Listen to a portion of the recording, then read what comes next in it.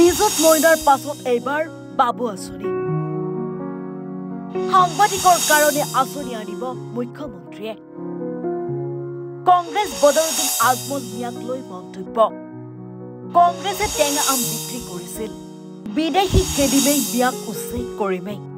কংগ্ৰেছে ভূমিপট্টা নিদিলে অসমৰ মানুহক কেৱল ভোটৰ স্বাৰ্থতহে মিয়াক ব্যৱহাৰ কৰিলে কংগ্ৰেছে অভয়াপুৰীত এই মন্তব্য মুখ্যমন্ত্ৰীৰ আকৌ লৰাবিলাকে লগ পালে কয় যে মামা মইনা আঁচনিটো দিলে এবাৰ বাবু আঁচনি এটা দিয়ক তো বাবু আঁচনি এটাও 1 জানুৱাৰীৰ পৰা মই দিব গৈ আছো যাতে বাবুসকলেও এটা আঁচনি পায় এই বাবু আঁচনিৰ নামটো মই দিয়া নাই লৰাবিলাকে নিজে নিজে নামটো দি দিছে যে মামা বাবু আঁচনি দিয়ক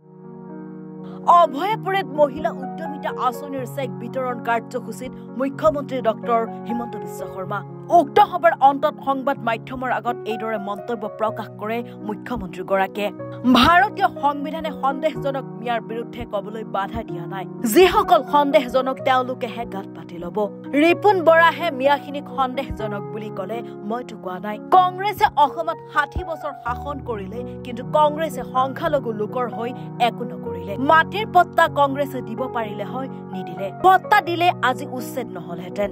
সেয়ে এতিয়া তেওঁলোক কংগ্ৰেছক প্ৰশ্ন সুধিব কংগ্ৰেছে কাৰ সময়ত 1.5 কোটি মানুহ অসমলৈ আহিব বুলি এবাৰ টেঙা আম বিক্ৰী কৰিছিল কিন্তু এইবাৰ নোৱাৰে সাংবাদিকৰ কাৰণে এইবাৰ আঁচনি এখন কৰিব লাগিব বুলি সংবাদ মাধ্যমৰ আগত মন্তব্য প্ৰকাশ কৰে মুখ্যমন্ত্ৰী হিমন্ত বিশ্ব শৰ্মাই 1 জানুৱাৰী মাহৰ পৰা লৰাসকলৰ বাবে বাবু আঁচনি প্ৰৱৰ্তন কৰিব মন্তব্য প্ৰকাশ কৰে মুখ্যমন্ত্ৰী হিমন্ত বিশ্ব শৰ্মাই আমাৰ সংবিধানত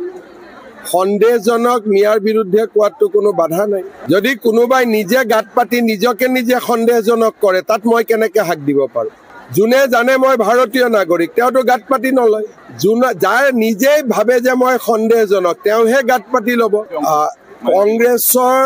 অসমত 60 বছৰ চৰকাৰ আছিল মানুহবিলাকক মাটিৰ পট্টাটো দিব পাৰিলেহেঁতেন তাকোতো নিদিলে যদি মাটিৰ পট্টা দিলেহেঁতেন কোনোবা ফৰেষ্টত গৈছে ফৰেষ্টৰ পৰা উঠাই আনি গাঁৱত যদি মাটিৰ পট্টা দিলেহেঁতেন আজিতো এভিকশ্যনো নহ'লহেঁতেন এইটোতো সঁচা কথা কংগ্ৰেছক তেওঁলোকে ভোট দিছে কংগ্ৰেছে তেওঁলোকৰ কাম কৰা নাই গতিকে তেওঁলোকে কংগ্ৰেছক নিশ্চয় প্ৰশ্ন সুধিব এছআৰতো একো নাই মানুহ সোমালে যদি যধে মধে সোমালে থাকিব ক'ত খুৱাব কোনে ধৰক কৰবাৰ পৰা এজন মানুহ আহিলে ভোটাৰ তালিকাটোৰ নামটো সোমালে তেওঁ খুৱাব কোনে ৰাখিব কোনে গতিকে কংগ্ৰেছে অবাস্তৱ কথা কৈ থাকে যেনেকৈ কৈছিল CAৰ সময়ত 1.5 কোটি মানুহ আহিব বুলি কৈছিল এজনো আহিলে নেকি